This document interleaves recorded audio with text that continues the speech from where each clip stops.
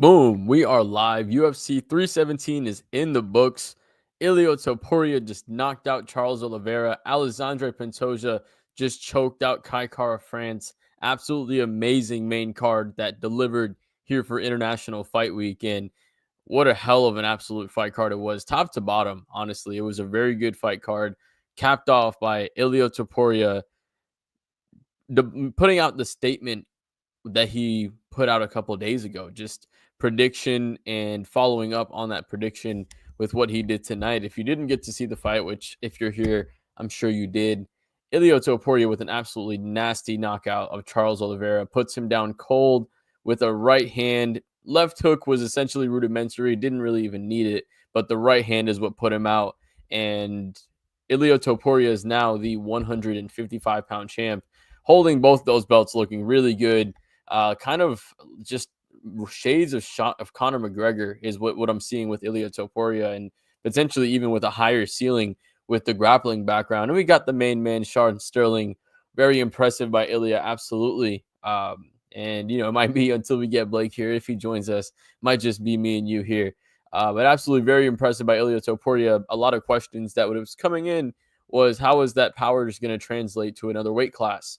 Going from 145 to 155, you're facing bigger athletes, more durable athletes. Ilia Topuria had no problem translating that power. He came in bigger. He had more size to him. It wasn't just like Joe Rogan said on broadcast that he was cutting less weight. He put on a little bit of muscle as well during his fight camp, and that power translated with not a problem at all. He busted Charles Oliveira's eyebrow or something on that eye in the first round with a left hook early, and then played a little bit of the jiu-jitsu game with Charles Oliveira. Got a little dangerous there. Almost got locked in a leg lock. That Charles Oliveira plus 700 bet was looking really live in that moment there. But Ilia was able to escape out, able to get into, just essentially told Charles to get back up and jab to the body.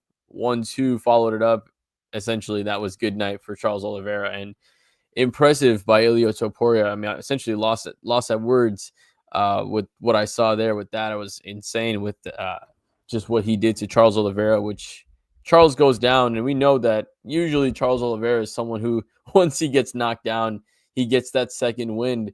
He didn't have the chance to do that this fight. Charles Oliveira, once he got knocked down, he got knocked out, and it was out cold for the night. Ilia Topuria does not knock people down; he knocks people out, and he's different with the power that he has, and the confidence translates to that power. Even his son was shadow boxing before the fight, winking at someone unknown as well. So that confidence for someone that is undefeated just adds to that star power. And before the fight, we were doing a betting preview on Wednesday. And if you're not already watching Betting Bananas on Wednesday, make sure you guys do that. We got some good picks there for you.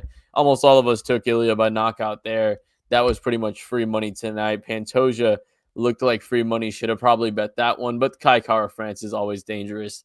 But Ilia Topuria, absolutely nasty. But yeah, let's get into that co-main event, Sean. That sub was definitely a lock for that fight. But even with that being a lock, I still you don't bet, in my opinion, against Kai Kara France just because of the danger factor, in my opinion. But the submission was nasty. I mean, Pantoja absolutely dominant. It was, I think, a third round that he was able to get the submission. Actually, I have the screen here. Let's bring that up because that always makes things fun, showing little screens. And if you're not already, make sure you guys like the video, subscribe, follow, all that good stuff here on YouTube, Facebook, wherever you're catching us live. But yeah, Pantoja versus Kai Kara France. Kai really just had a hard time getting into his game plan. Pantoja was dominant with flurries from the start, taking him down, getting his back, and then essentially from there, Kai Kara France was able to, in the second round, stay on his feet a little bit more. Didn't really pose too much of a threat. I mean, Pantoja was really even on the feet outstriking Kai Kara France because of the danger of the grappling. Kai was more tentative. Pantoja was able to be more free, showcasing that skill set there here tonight. And third round, able to get the bot back again. Once that hand got free, that choke hand, that was pretty much good night for Kai Kara France. And, being a Israel Adesanya fan and a City Kickboxing fan, it does suck to see, but definitely huge shout out to Pantoja. I mean, the man is every fight, every title defense, I think this is 3 or 4, just getting better every single time, and he's developing and he's growing as a fighter every time he's getting out there, and I mean, I see they face him off with Joshua Van, and we'll get into that absolute barn burner between Joshua Van and Brandon Royval, but man, I think Joshua Van is going to go into that fight to learn a lesson, right? I don't think many people. I think the betting odds are going to show, minus 600, minus 700 is maybe not even being generous enough for Pantoja versus Joshua Van. But when you have a streaking fighter, they tend to be a little bit more favorable on the odds. But Joshua Van, what a run for that guy, man! Going from unranked to being able to be the number one contender facing off of Pantoja in less than a month.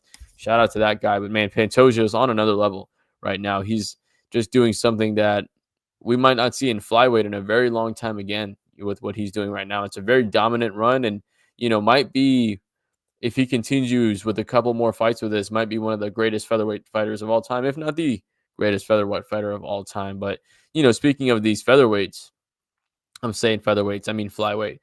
Speaking of these flyweights, Brandon Royval versus Joshua Van, what was it? The most combined strikes of all time in flyweight history. Absolutely amazing one. It feels like Royval wins if not last 10 seconds.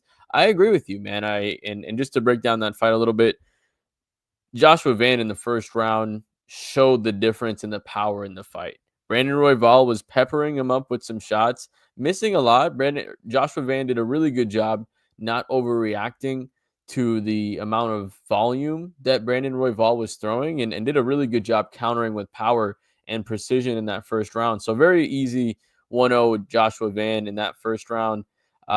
Second round, the jab for Brandon Royval became nasty, and the volume seemed to pick up a little bit more. He seemed to, really find his groove in the fight a little bit more in that second fight, peppering up with the jab, following up with, that cross from the backhand. And I feel like it was 1-1 going into the third. And that third round really could have been anyone's fight, honestly, at that point.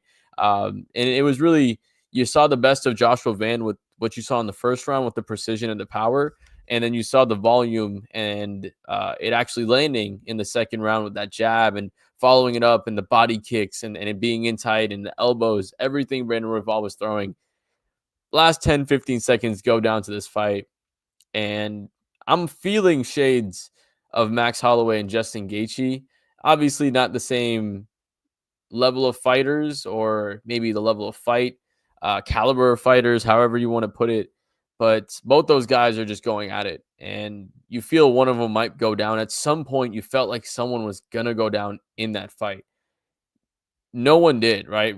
Royval obviously doesn't have as much of the knockout power as Joshua Van, but he was landing some very nice shots. Some very nice shots. If you go back and watch that fight, some really clean shots he was landing in there as well. But man, Joshua Van, I believe it was the left hook that put Brandon Royval with the beautiful knockdown. And yes, absolutely secured that third round. In my opinion, 29-28 was it for Joshua Van. But yeah, like you said, Sean, 30-27, that's definitely wild. I don't see how really anybody can give Joshua that second round, in my opinion. But I mean, I can go watch that one back as well with that one going on. Beneil Dariush versus Renato Moicano.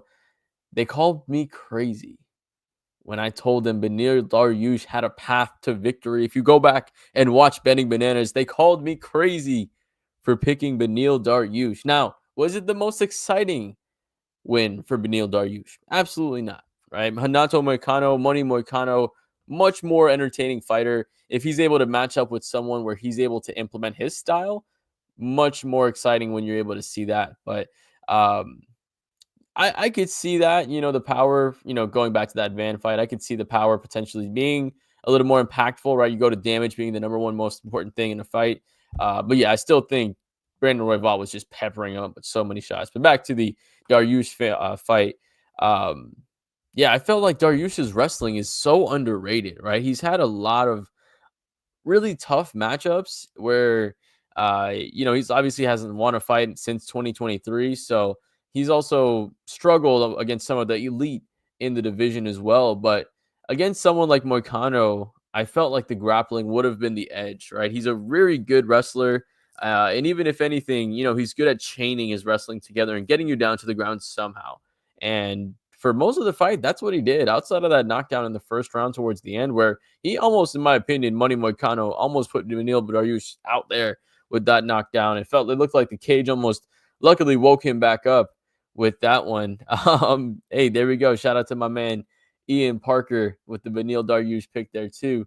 But yeah, Beneil had, in my opinion, the more clear path to victory with his wrestling, and he implemented it. He came out tonight, implemented his wrestling, and it's not going to win maybe any fans with this game plan, but I thought it was a performance that you want to have if you're trying to get back on the win column, right? You're not trying to go out there, be dangerous, although he did land some very nice shots on the feet because of, similarly with Pantoja, you have the factor of the wrestling, so you can be a little more free on the striking. So he did land some really nice strikes as well with that one. But yeah, Money Moicano, tough outing for him. You're going to see him fight again. I know he's had rumors or murmurs of retirement. I don't think he retires. I think he's an exciting fighter. I think the UFC needs to continue to have fighters be tenured in the UFC. I think that's one of the problems with the current state of the UFC, is that fighters aren't being tenured with the UFC long enough for people to become fans of them. You look at someone like Charles Oliveira,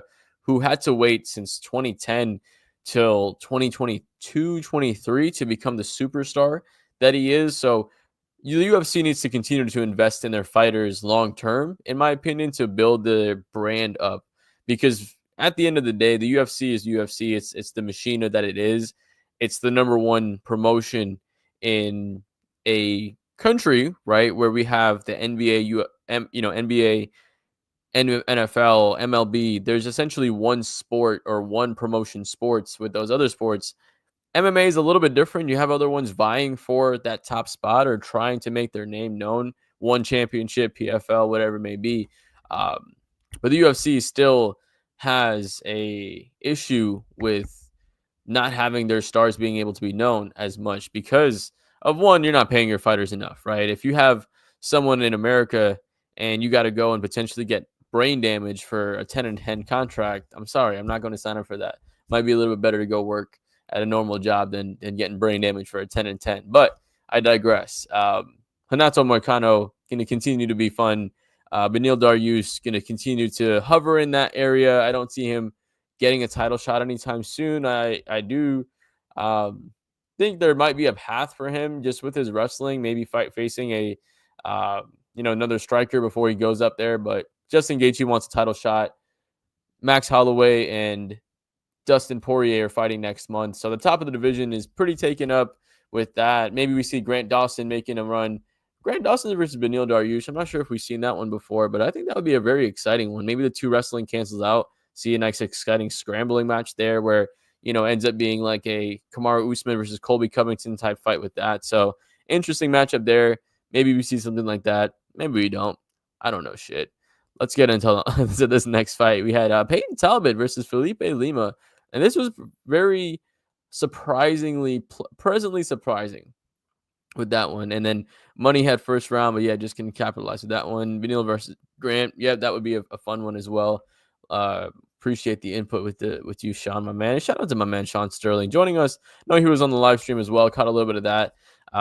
Always joining us here, man. Diehard fan. Appreciate you as always, my man. But yeah, opener for the pay-per-view. We had Peyton Talbot, Felipe Lima. I thought Lima was going to have the grappling edge coming into this fight. Peyton Talbot, like I said, pleasantly surprised with his grappling improvement tonight. I feel like he was able to reverse a lot of the takedowns. Maybe with how I know Barcelo, I should say. His wrestling was obviously, he's one of the best wrestlers. He's have credentials out of Brazil.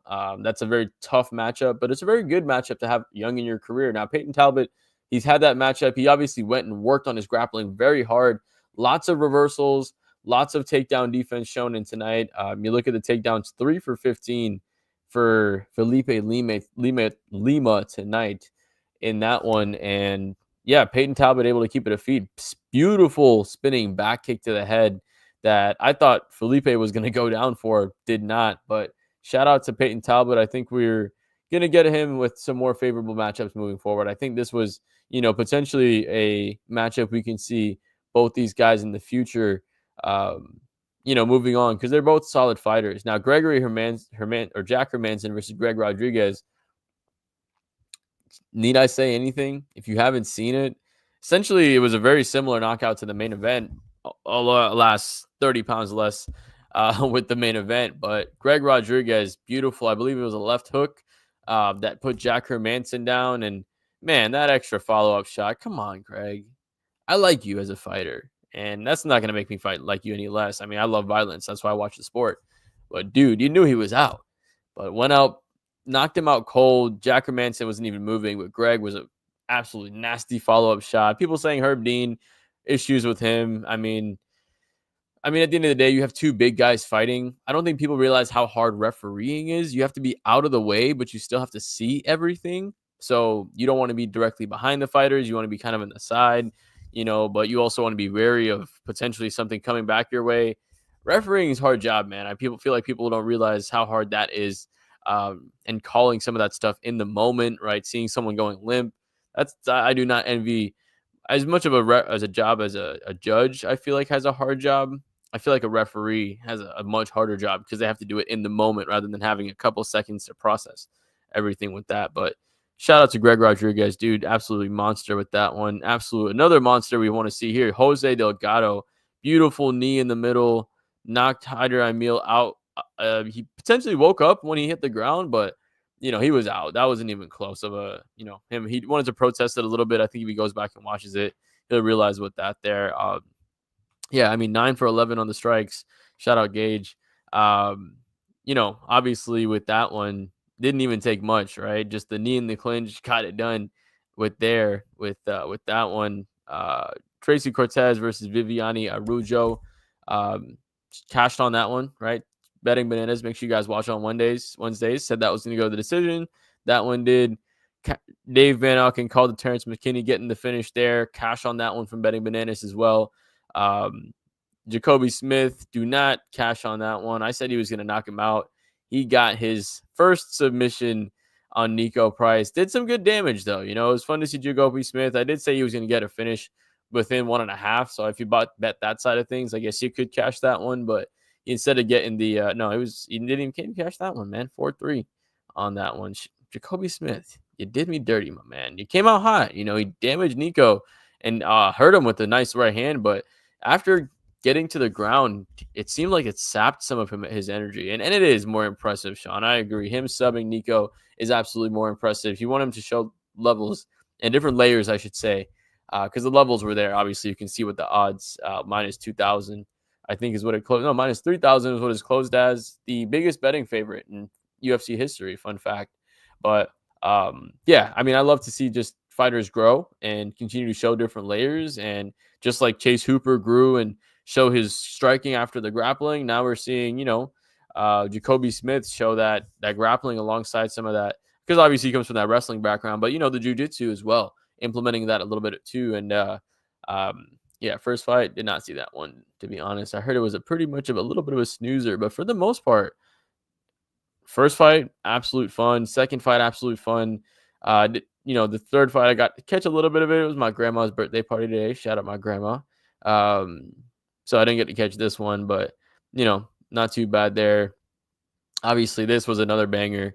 Absolute fun. Greg Rodriguez. I mean, this card, if you look at it from top to bottom, I would say this is a solid 8.5, 9 easily. I mean, the main card is, you're looking at that like 9.5. I mean, maybe the dock the half point for the Beneil Dariush versus Moicano, some of those wrestling scrambles, but I feel like this was easily a 9 out of 10 card tonight. Like outside of a couple fights, you couldn't really ask for more. You got exciting finishes, or exciting knockouts. You got exciting submissions. You got fight of the night or even fight of the year contenders with Joshua Van Brand and Royval. Yeah, we had some absolute fun tonight. With some of these fights. If you didn't catch the watch along with Jillian Robertson and Dave Van Auken, the whole Fight Bananas family, yeah, absolutely. I don't know, man. I don't know. I mean, I was watching some fights yesterday, and shout out to Island Fights as well. Go watch some of their fights on YouTube. They had some free ones there. yeah, I thought those fights were exciting, but man, like tonight's fights were great. Like I said this on Betting Bananas, like this was a card that although it didn't have the name value for an international fight week, I felt like the fight quality was going to deliver. And if you take out Dariush and the beginning fight, I mean, it's you. I mean, even you could leave in the Dariush fight. There was a knockdown in that fight, honestly, and it was exciting. Like you had Moicano potentially wrestling there. Um, yeah, I mean, it wasn't a perfect 10. I think UFC 300 might be the only perfect 10 that I've been around for watching live. With that card was absolutely insane. They can't all be UFC 300, but I mean, you look at this top to bottom. I mean, the main event and the co-main event, both title fights were impressive in my opinion, right? Charles Oliveira versus Ilia, insane fight. Not fight of the night type fight, but just someone showcasing and calling their shot, right? Ilia Topuria called first round knockout, got it done. Insane there. Pantoja showing potential, greatest of all time potential of the flyweight division with his performance tonight. If he continues down that right, Joshua Van, like I said, versus Royval, fight of the year contender. Talbot Lima, that was a solid opener. Greg, Jose. You had Terrence. You had Jacoby Smith. Like this fight card was really good. Yeah, I would say, like I said, I won't give it a 10. Only one I'll give a 10 in my lifetime that I've watched live would be 300. But yeah, man, this was a solid 8.5, 9 for sure with that one. But yeah, I mean, we're closing out here, man. I mean, I'm solo. Blake's a busy guy. I know his voice was dead when I talked with him on the phone before the show, so his voice might not have been able to just do the show at all. So no sweat there. Um, if you haven't, like I said, I mean, just some stuff to make sure you guys are all caught up because we want to make sure you guys are the most knowledgeable fight fans if you're following us here with Fight Bananas. So yeah, make sure you guys like the videos here. Like I said, we got Morning Brew on Sundays with Elle and Jillian, they be doing that. Obviously, the Tuesday shows with Five Bananas, Dave be taking care of that. We brought back Betting Bananas with Wednesdays. Um, Obviously, interviews are always going on. There's some new people on the team too. Shout out to them. Shout out to Island Fights. I got to commentate a fight yesterday as well too, which was insane. So hopefully I get to do a little more commentary as well, which would be a ton of fun. And then shout out to shout out to the guys. Shout out to Sean Sterling. Shout out to Dave Van Auken giving me a platform to do this as well. Shout out to my other main man, Mr. Ethan J. Skolnick, who got me started with this. So yeah, just showing love to everybody who helped me get to where I am today. So thank you everybody for watching the show, for Sean for sticking live with us. You were probably live on Fight Bananas for 7-8 hours today. So appreciate you, my man. Appreciate everybody watching. If you're listening in the future, like, subscribe, follow, all that good stuff. And until next time, we'll have you guys covered after the next fight.